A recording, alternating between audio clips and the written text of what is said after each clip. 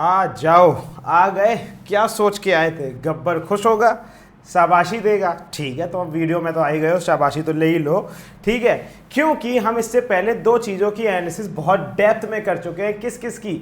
एक अपने इनऑर्गेनिक की और एक फिजिकल की। तो मतलब आप वहाँ से ये समझ गए होंगे कि हमें कितनी हेल्प मिल जाती है जब हमें ये पता लग जाए रिपीटेडली क्या माइंडसेट है हमारे एग्जामिनर का, वो कहाँ से क्वेश्चन देना चाह रहा है। मतलब हमने तो उसकी नब्ज पकड़ ली एक तरीके से। ठीक है, तो वैसे ही ऑर्गेनिक अपने आप में बिल्कुल डिफरेंट टाइप का सेक्शन है। केमिस्ट्री में तीनों सेक्शन अपने टाइप में डिफरेंट है, इसमें ऑर्गेनिक बड़ा यूनिक सेक्शन है।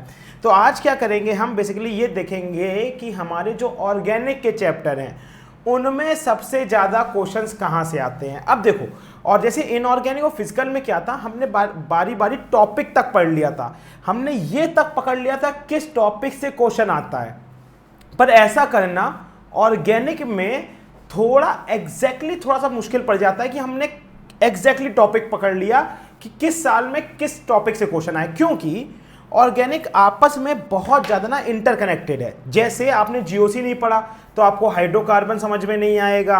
बहुत से अल्कोहल फिनॉल के हेलो एल्केन्स में कॉन्सेप्ट यूज होते हैं, हेलो एल्केन्स के कहीं और यूज होते हैं। तो इस तरीके से ना ऑर्गेनिक थोड़ी सी इंटरमिक्स्ड सब्जेक्ट है, जहां पे आपको एक चैप्टर दूसरे चैप्टर के साथ इंटरकनेक्ट करना पड़ता है। तो हमने कहा इसको टॉपिक वाइज तोड़ने से अच्छा है हम ये देखते हैं कि किस चैप्टर के किस सेक्शन से कितने नंबर ऑफ क्वेश्चंस आते हैं, कि अगर हमें ये सेक्शन मालूम हो बड़ी तो हमें पता लग जाए कि सर हमारा यहां से क्वेश्चन सॉल्व हो जाएगा। ठीक है ना, तो हमने बेसिकली यहां पे यही चीज की, हमने ऑर्गेनिक की डिटेल स्टडी इसी तरीके से की है। चलो आ जाओ, तो सबसे पहले लेते हैं अपना सबसे पहला चैप्टर जिसको बोलते हैं some basic principle and techniques. Some basic principle and techniques हमारा बेसिकली किस नाम से जाना जाता है 11th में, ये हमारा जीओसी के नाम से जाना जाता है। किस नाम से जाना जाता है? जीओसी के नाम से जाना जाता है। बताओ सबको समझ में आया? ठीक है, तो चलो आ जाओ। तो इसको मैं तुम्हें एक प्रॉपर ग्राफिकल रिप्रेजेंटेशन में दे रखा है। चलो देखो, अगर जीओसी में आ जाएं तो अगर हम लास्ट 15 साल में इसको तोड़ दें कि लास्ट 15 साल में इसके किस टॉपिक से कितने ज़्यादा क्वेश्चंस आए हैं, तो हमें पता लगेगा एवरेज इस चैप्टर से हर साल 2 क्वेश्चन आते ही आते हैं। हर साल एवरेज 2 क्वेश्चन आते हैं। अब इसका मतलब ये नहीं होता है कि हर साल 2-2 आए हैं। इसका मतलब अब किसी साल 3 आए हैं तो किसी साल 1 आया है, तो एवरेज निकालोगे तो 2 साल का 2 क्वेश्चन आएगा। तो अगर देखो तो इस चैप्टर में बड़ी सबसे ज़्यादा आए हैं किससे? नॉमेनक्लेचर से। सबसे ज़्यादा आपका अगर किसी से क्वेश्चन आया है तो वो आया है नॉमेनक्लेचर से।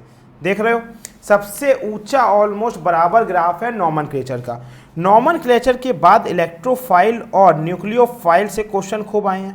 किससे क्वेश्चन खूब आए हैं? आपके इलेक्ट्रोफाइल और न्यूक्लियोफाइल से बहुत क्वेश्चंस आए हैं। बताओ ये चीज़ आपको क्या हो रहा है भाई? बताओ, इस सर साहब से एक लाइन सीधी नहीं बन रही है। ठीक है, तो इससे बहुत सारे क्वेश्चन आए हैं। ठीक है, उसके बाद आप देखोगे इलेक्ट्रॉन डिस्प्लेसमेंट इफेक्ट से बहुत सारे क्वेश्चन आए हैं। इलेक्ट्रॉन डिस्प्लेसमेंट इफेक्ट से खूब क्वेश्चन आए हैं 3 नंबर पे। 4थे नंबर में बड़ी रिएक्शन इंटरमीडिएट एंड स्टेबिलिटी से बहुत क्वेश्चन आए हैं। ठीक है, आगे बढ़ोगे तो स्टीरियो आइसोमर से बहुत सारे क्वेश्चन आए हैं। ठीक है, एसिडिक एंड बेसिक कैरेक्टर बहुत इंपॉर्टेंट है, जो कि जिसके लिए हमें इंडक्टिव इफेक्ट पढ़ना हमारे लिए बहुत इंपॉर्टेंट हो जाता है। तो बेसिकली अगर मैं बोलूं आपसे तो इंडक्टिव इफेक्ट के एप्लीकेशन से आपके बहुत सारे क्वेश्चंस आए हुए हैं। बताओ यहाँ तक सबको समझ में आया? उसके बाद वो कह रहा है शेप, हाइब्रिडाइजेशन एंड स्ट्रक्चर से भी क्वेश्चन आ जाते हैं, पर वो क्वेश्चन बहुत क्या होते हैं? कम होते हैं। वो क्वेश्चन बड़ी आपके क्या होते हैं? बहुत कम होते हैं। ठीक है, समझ में आ गई ये बात? अब वो कह रहा है इसके बाद हमारे स्ट्रक्चरल आइसोमर से भी खूब क्वेश्चन आए हैं, पर उतने भी नहीं आए इससे हमें डर लगे। इसके बाद वो कह रहा है कि आपका कन्फर्मेशन आइसोमर से भी क्वेश्चन आ जाते हैं, पर बहुत रैंडम, 5-6 सालों में कभी एक बार आया हो तो एक बार आया हो, तो इस टाइप से इससे क्वेश्चन आए हुए हैं। ठीक है, इसके बाद प्यूरिफिकेशन क्रोमेटोग्राफी से बहुत कम क्वेश्चन आते हैं। क्वांटिटेटिव एनालिसिस से बहुत कम आते हैं। क्वालिटेटिव एनालिसिस से बहुत कम आते हैं। मतलब इन दोनों से ही क्वेश्चन बड़ी क्या हैं? बहुत अपने आप में कम आते हैं। ठीक है, SN1 एडिशन और एलिमिनेशन से भी कभी एक आध क्वेश्चन आ गया तो आ गया। तो हाइड्रोकार्बन अगर मैं बोलूं तो आपको सबसे ज़्यादा ध्यान रखने वाले टॉपिक्स हैं बड़ी आपके लिए। नॉमेनक्लेचर सबसे इंपॉर्टेंट, अगेन न्यूक्लियोफाइल इलेक्ट्रोफाइल बहुत इंपॉर्टेंट, इलेक्ट्रॉन डिस्प्लेसमेंट इफेक्ट बहुत इंपॉर्टेंट, रिएक्शन इंटरमीडिएट बहुत इंपॉर्टेंट, स्टीरियो आइसोमर्स बहुत इंपॉर्टेंट, और एसिडिक एंड बेसिक करेक्टर। तो अगर आपने ये 6 सेक्शंस पढ़ लिए, ये 6 टॉपिक पढ़ लिए बड़ी इस चैप्टर में, तो आपका मेजॉरिटी ऑफ क्वेश्चंस इसी में कवर हो जाएंगे। ये बात आपको समझ में आई कि नहीं आई? सबको समझ में आई? पक्का? चले नेक्स्ट पे। चलो देखो, तो हाइड्रोकार्बन आपका 11th का दूसरा चैप्टर ऑर्गेनिक का, ठीक है, जिसमें आपके जीओसी के जनरल ऑर्गेनिक केमिस्ट्री के मेजॉरिटी ऑफ कॉन्सेप्ट्स बड़ी यूज हो जाते हैं, ठीक है। तो जीओसी तो मतलब बेसिक है। अगर आप जीओसी, मैं आपको बोल रहा हूं कि ये 6 टॉपिक इंपॉर्टेंट हैं, पर अगर आपके पास टाइम है तो सारे पढ़ लो, पर मेजॉरिटी ऑफ क्वेश्चन आपके इन 6 टॉपिक से आ जाएंगे। तो अगर आप नहीं पढ़ना चाह रहे हो तो कोई दिक्कत नहीं है, ये 6 टॉपिक आपके सारे कॉन्सेप्ट्स वैसे ही कवर कर देंगे, ठीक है। तो अगर हाइड्रोकार्बन में चलें बड़ी, तो हमारे लिए सबसे इंपॉर्टेंट हाइड्रोकार्बन पढ़ना है एल्केन्स की केमिकल रिएक्शन। क्या मतलब एल्केन की केमिकल रिएक्शंस का? इसका मतलब है एल्केन एल्कीन में कैसे कन्वर्ट होता है, एल्काइन में कैसे कन्वर्ट होता है, हेलोजन के साथ रिएक्शन कैसे रिएक्ट करता है, मतलब A to Z एल्केन की डिफरेंट रिएक्शन के साथ सारी रिएक्शंस आपकी काफ़ी इंपॉर्टेंट हैं। और जो अपना ये वाला पार्ट है ना, कौन सा, नॉमेनक्लेचर, आइसोमेरिज्म और मैकेनिज्म वाला, इस वाले पार्ट से भी बड़ी हमारे खूब क्वेश्चन आते हैं। तो अगर आपने देखा हो तो इस चैप्टर में सबसे ज़्यादा क्वेश्चन इधर ही से आते हैं।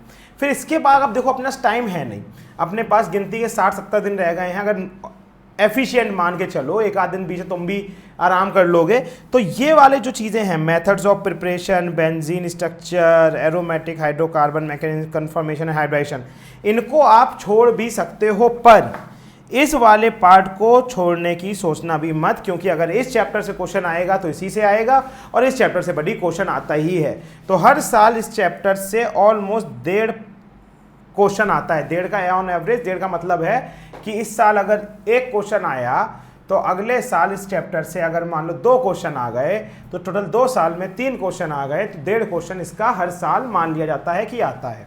तो हाइड्रोकार्बन समझ में आ गया। तो यहाँ पे हमारी बड़ी क्या हुई, 11th की ऑर्गेनिक हो गई खत्म।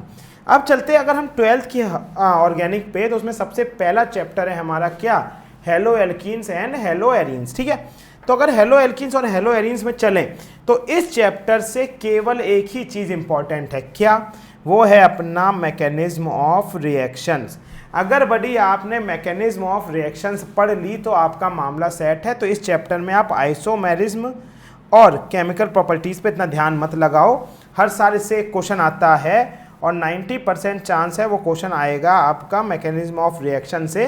तो इसमें जितने भी नेम रिएक्शंस हैं या नेम मैकेनिज्म हैं, उनको आप क्या करोगे, उनको आप एक बार अच्छे से पढ़ लोगे तो आपका काम क्या हो जाएगा, सेट हो जाएगा, ठीक है। चलें आगे बढ़ी। अब आते हैं अपने चौथे चैप्टर पे, जो कि है अल्कोहल, फिनॉल एंड ईथर, ठीक है। तो अब देखो, इस चैप्टर में 2 चीज़ें या कह लो 3 चीज़ें बहुत इंपॉर्टेंट है। सबसे पहले अल्कोहल की प्रिपरेशन एंड प्रॉपर्टीज़, प्रिपरेशन से भी ज़्यादा इंपॉर्टेंट है प्रॉपर्टीज़, और प्रॉपर्टीज़ से बहुत क्वेश्चन आते हैं, ठीक है। फिर ईथर की प्रिपरेशन ऑफ प्रॉपर्टीज़, और उसके बाद फिनॉल की प्रिपरेशन ऑफ प्रॉपर्टीज़, ये इन तीनों से क्वेश्चन खूब आते हैं। फिर इससे थोड़ा सा मैकेनिज्म में 2-3 मैकेनिज्म है जो कि पढ़नी होती है, पर उसमें भी सबसे इंपॉर्टेंट मैकेनिज्म है कि अगर आपने डिहाइड्रेशन वाली मैकेनिज्म पढ़ ली तो वही इससे रिपीटेटिव क्वेश्चन आए हैं हर साल, इसके अलावा किसी मैकेनिज्म पढ़ने की जरूरत नहीं है। तो आपको कुछ नहीं करना है, प्रिपरेशन पढ़ लेनी है तीनों की, और मैकेनिज्म में आपको डिहाइड्रेशन वाली मैकेनिज्म पढ़ लेनी है, ठीक है। चलें आगे। अब वो कह रहा है aldehyde, ketone and carboxylic acid. क्या बोल रहा है, aldehyde, ketone and carboxylic acid, ठीक है। चलो अब अगर इसमें देखोगे आप एल्डिहाइड, कीटोन और कार्बोक्सिलिक एसिड में, तो सबसे ज़्यादा क्वेश्चन आए हैं इसकी मैकेनिज्म और इसके आइसोमर से। किससे सबसे ज़्यादा क्वेश्चन आए हैं, इसकी मैकेनिज्म और इसके आइसोमर से, ठीक है। तो इसको तो पढ़ना कंपलसरी है। इसके बाद इसकी प्रिपरेशन और प्रॉपर्टीज से भी खूब क्वेश्चन आए हुए हैं, इसकी प्रिपरेशन और प्रॉपर्टीज से भी खूब क्वेश्चन आए हैं। नेम रिएक्शन, जो कि इसमें टोटल 7 नेम रिएक्शन है जो कि बहुत इंपॉर्टेंट हैं, उन 7 नेम रिएक्शन से भी बहुत क्वेश्चन आते हैं, ठीक है। तो अगर आपको 7 नेम रिएक्शन का वीडियो चाहिए हो तो कृपया बता देना कमेंट सेक्शन में कि सर चाहिए है, तो मैं ना फिर किसी दिन टाइम निकाल के उन 7 का भी बना दूंगा। इतनी डेप्थ में एनालिसिस अगर कोई मुझे करके दे देता मेरे पेपर टाइम पे, ओ भाई साहब अलग लेवल का मजा आता, मेरे तो मतलब नंबर और बूस्ट कर जाते, ठीक है। कभी हमें इस चीज़ के लिए तारीफ दे दिया करो कि सर आप लोग इतनी डेप्थ में हमें एनालिसिस दे देते हो, इतनी डेप्थ में तो भाई पूछो मत, हमें सही बता रहा हूँ, कोई मुझे मेरे टाइम पे इतनी डेप्थ में एनालिसिस दे देता तो मेरे को मजा आया था, मैं वो क्यों टॉपिक फालतू में इन पे ज़्यादा ध्यान देता जो कि क्वेश्चन इनमें कम आते थे। ठीक है, हम भी करते थे अपनी तरफ से एनालिसिस, पर यार होता है ना, अब आप एनालिसिस कर रहे हो, मुझे ये सब एनालिसिस करने में 1 घंटा निकल जाता है, अब आप कर रहे हो 1 घंटे में आप सोचते रहे यार हटाओ तो उसे पढ़ ही लेते हैं कुछ और, समझ, वो वाली फीलिंग आ जाती थी। तो वो कह रहा है एसिड और डेरिवेटिव्स को पढ़ने की जरूरत नहीं है, बहुत कम क्वेश्चन आते हैं, कार्बोक्सिलिक एसिड से डायरेक्ट क्वेश्चन बहुत कम आता है और हाइब्रिडाइजेशन से भी क्वेश्चन कम आते हैं। तो आपको यहाँ पे 3 टॉपिक पे ध्यान देना है, वो आपके बड़ी ये 3 टॉपिक हैं, इन पे ध्यान दो, मैकेनिज्म पे, प्रिपरेशन पे और नेम रिएक्शंस पे। आपके इस चैप्टर के ऑलमोस्ट सारे क्वेश्चन कवर हो जाएंगे और हर साल इस चैप्टर से एवरेज 1.5 क्वेश्चन आता है। कितना क्वेश्चन आता है? एवरेज 1.5 क्वेश्चन आता है। ठीक है, चलें आगे। अब वो कह रहा है बड़ी चलते हैं अमीन्स पे। किस पे चलते हैं? अमीन्स पे। ठीक है, अमीन्स पे अगर चलें तो कह रहा है अमीन से सबसे ज़्यादा क्वेश्चन आते हैं तो प्रिपरेशन और प्रॉपर्टीज से, और कॉमन सेंस की बात है, आने भी सबसे ज़्यादा इसी से चाहिए। तो सबसे ज़्यादा क्वेश्चन है किसी के आते हैं इससे तो वो आते हैं आपकी प्रिपरेशन और प्रॉपर्टीज से। उसके बाद डाइजोनियम सॉल्ट अपने आप में एक बहुत इंपॉर्टेंट कंपाउंड है, इसीलिए डाइजोनियम सॉल्ट से बहुत सारे क्वेश्चन आते हैं, उसकी प्रिपरेशन, रिएक्शन, यूजेस सबसे। फिर उसके बाद अमीन और नाइट्रो कंपाउंड्स हैं, उनकी यूजेस से बहुत क्वेश्चन आते हैं, जैसे यूरिया हुआ, इनकी यूजेस से बहुत क्वेश्चन आते हैं और इनके से क्वेश्चन ठीक ठाक बन जाते हैं। तो अगर इस चैप्टर में अगर आपको ध्यान देना है तो आप इन 3 टॉपिक्स पे ध्यान दीजिए, आपका पूरा चैप्टर कवर हो जाएगा। आइडेंटिफिकेशन ऑफ अमीन्स और साइनाइड्स और आइसोसाइनाइड्स से इतने क्वेश्चन नहीं आते हैं और इतना टाइम भी नहीं है हमारे पास कि हम इतना डेप्थ तक जाके पढ़ें, तो आपको केवल इस चैप्टर से ये 3 टॉपिक पढ़ने हैं, आपके सारे ऑलमोस्ट टॉपिक्स कवर हो जाएंगे। अब इससे जो एवरेज क्वेश्चन है बड़ी, वो 1 साल में 1 क्वेश्चन तो आता ही है, और जब से एनटीए आया है तब से इसमें हर साल 1 क्वेश्चन आया है, तो मतलब इस साल भी उम्मीद है कि अमीन से 1 क्वेश्चन तो आएगा ही आएगा। ठीक है, अब चलें बायोमॉलिक्यूल्स पे। ठीक है, बायोमॉलिक्यूल्स से अगर आप देखोगे तो इसमें टॉपिक्स बहुत सारे इंपॉर्टेंट है, पर बहुत ईजी चैप्टर है। इसमें एज सच ऑर्गेनिक की नेम रिएक्शंस नहीं है, तो इतना लोड नहीं लेना है। तो देखो इसमें कार्बोहाइड्रेट की क्लासिफिकेशन और डीएल डेक्स्ट्रो जो लीवो कॉन्फ़िगरेशन है उससे क्वेश्चन खूब आते हैं, तो ये टॉपिक बहुत इंपॉर्टेंट है। प्रोटीन के अल्फा प्रोटीन, ठीक है, पेप्टाइड बॉन्ड और प्रोटीन के टाइप, इनसे खूब सारे क्वेश्चन आते हैं, तो इनको देख लेना। विटामिन, हार्मोन्स और एंजाइम से क्वेश्चन आए हैं, उनको देख लेना। न्यूक्लिक एसिड से क्वेश्चन आए हैं, उनको देख लेना। इन दोनों को छोड़ देना, इन दोनों से कोई मतलब नहीं है। तो बेसिकली इसमें अगर आपको पढ़ना है तो ये 4 आपके मेन टॉपिक हैं, इनको ख़त्म कर लीजिए और आपका काम खत्म। और बायोमॉलिक्यूल्स में अच्छे खासे क्वेश्चन आ जाते हैं और एनटीए में भी अच्छे खासे क्वेश्चन दे रही है एनटीए बायोमॉलिक्यूल्स को, वरना बायोमॉलिक्यूल्स पहले सीबीएसई उसको अवॉइड मार देती थी, पर एनटीए दे रही है भाई, एनटीए दे रही है। तो आप याद रखना, हर साल इससे 1.5 क्वेश्चन आने की उम्मीद होती है, मतलब एक साल अगर 1 आया तो अगले साल 2 क्वेश्चन आएंगे, तो 2 साल मिलके ऑलमोस्ट 1.5 क्वेश्चन हो ही जाता है। अब चलते हैं अपन अपने इसके लास्ट चैप्टर पे, जो कि हमारा है पॉलीमर्स। टेक्निकली लास्ट चैप्टर हमारा किसका? ऑर्गेनिक का। ठीक है, टेक्निकली, ठीक है, जिसमें थोड़ी सी ऑर्गेनिक लगती है। पॉलीमर्स में 2 ही टॉपिक मैं बोलूंगा आपको पढ़ने को, जिससे क्वेश्चन आए हैं, वरना 10 साल में किसी और टॉपिक से 1 आध क्वेश्चन आया है तो उसको हमें ध्यान नहीं देना है। एक तो आप पढ़ोगे क्लासिफिकेशन ऑफ पॉलीमराइजेशन, कोपॉलीमराइजेशन। दूसरा आप पढ़ोगे natural, synthetic, biodegradable and non biodegradable polymer से। तो ये दोनों टॉपिक्स अगर आपने बड़ी पढ़ लिए केवल इस चैप्टर से, इस चैप्टर से आपके श्योर शॉट 4 नंबर बड़ी क्या हो जाएंगे? पक्के हो जाएंगे, क्योंकि हर साल इससे 1 क्वेश्चन ऑन एवरेज आता ही है। समझ में आ गई बात? 2 टॉपिक पढ़ने हैं पॉलीमर और आपके 4 नंबर पक्के, इससे ज़्यादा आपको हेल्प क्या मिल सकती है? ठीक है, और अब आते हैं अपने लास्ट चैप्टर पे, किसके? ऑर्गेनिक केमिस्ट्री के, जो टेक्निकली ऑर्गेनिक नहीं है पर ठीक है ऑर्गेनिक में ही काउंट करते हैं। केमिस्ट्री इन एवरीडे लाइफ, किसका बड़ी? Chemistry in everyday life. Chemistry in everyday life में अगर आप देखोगे तो लास्ट ईयर में सबसे ज़्यादा क्वेश्चन आए हैं मेडिसिन के और उनके केमिकल यूजेस से। किससे आए हैं? मेडिसिन से और उनकी केमिकल यूजेस से। उसमें cleansing agent, cleansing action, dyes on propellant, इनसे क्वेश्चन खूब आए हैं, पर सबसे ज़्यादा क्वेश्चन आए हैं मेडिसिन से। ठीक है, preservation, artificial sweetening agents and antioxidants, इनसे भी कभी कभी क्वेश्चन आए हैं। तो मैं कहूँगा ये 3 टॉपिक आप पढ़ लो, इसके अलावा इस चैप्टर में कुछ पढ़ने की जरूरत नहीं है। आपके फिर से 4 नंबर इस चैप्टर से पक्के हैं।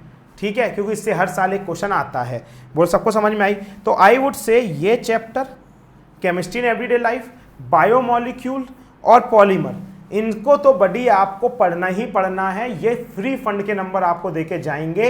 इनमें टॉपिक कम है, चैप्टर इजी है, नंबर बटोर लो। ठीक है, तो यहाँ तक सबको बात समझ में आई? पक्का? ठीक है, तो मुझे लगता है कि मैंने आपके लिए फिजिकल, इनऑर्गेनिक और इनऑर्गेनिक को इतने डेप्थ में एनालाइज कर दिया है कि अब इससे ज़्यादा कोई आपको डेप्थ में एनालाइज करके दे ही नहीं सकता, और दे भी दे तो जरूरत नहीं है इतने इससे डेप्थ में जाने की। कोई आपको सीधा क्वेश्चन ही थोड़ा पकड़ा देगा आपके हाथ में। अगर ऐसा कोई है तो भैया हमको ही बताओ, हम वो क्वेश्चन लेके अपने सारे बच्चों को बांट दें कि बच्चों ये क्वेश्चन आ रहे हैं। ठीक है, तो इससे ज़्यादा डेप्थ में आपको एनालिसिस नहीं मिल सकती, और इससे ज़्यादा डेप्थ में भी एनालिसिस चाहिए आपको, तो आप नीट के ढंग से तैयारी भी नहीं कर रहे हो, क्योंकि फिर तो आप कंप्लीटली हम पे ही डिपेंडेंट हो गए हो। सिंपल हो गया, भैया कोई न्यूज़पेपर दे दो हमको, हम तो सीधा आंसर टिक कराएंगे। ठीक है, तो इसका फ़ायदा उठाओ।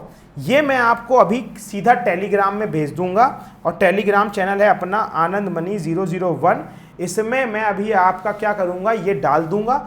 फिजिकल और इनऑर्गेनिक के आपके पास आ चुके होंगे, ऑर्गेनिक का ही थोड़ी देर में आपके पास इसी चैनल में पहुंच जाएगा, तो इसको डाउनलोड कर लेना और इसके हिसाब से अपनी ऑर्गेनिक की प्रिपरेशन करना बड़ी क्या कर देना, चालू कर देना। ठीक है, तो अगर आपको ये तीनों एनालिसिस पसंद आई हो तो सर के लिए एक ताली तो बजा ही देना। ठीक है, चलो बड़ी, ठीक है, तो बेसिकली लग जाओ पढ़ने में, टाइम अपने पास कम है, और कुछ चाहिए हो तो बता देना, मैं ला दूंगा, पर तुम फालतू चीज़ों में टाइम वेस्ट नहीं करोगे।